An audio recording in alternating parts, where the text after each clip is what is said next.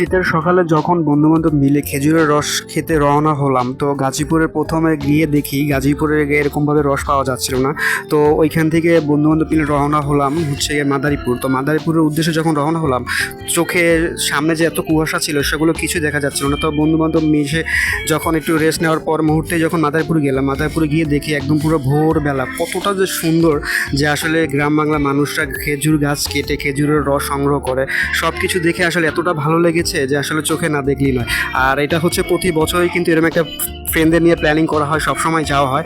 তো চেষ্টা করলাম এবার আপনাদের দেখানোর জন্য, যাতে আপনারা দেখে আপনাদের ভালো লাগে, বুঝতে পারেন কতটা সুন্দর এবং কতটা যে প্রকৃতিময়ের ভালোবাসা সেটা দেখতে হয়। যখন সূর্য অস্ত উঠবে তখন সবার হাতে গ্লাসে নিয়ে একদম পুরো টাটকা রস যখন আহরণ করছিলাম, খেয়ে এতটা তৃপ্তি পেলাম যে আসলে কি বলবো, যে অমৃত এক খাবার খাচ্ছিলাম। তো গ্রামের মানুষও সব কিছু মিলিয়ে যখন এটা দিয়ে খেজুর রস দিয়ে আখের গুড় বানিয়েছিল, সব কিছু মুহূর্তে দেখলাম।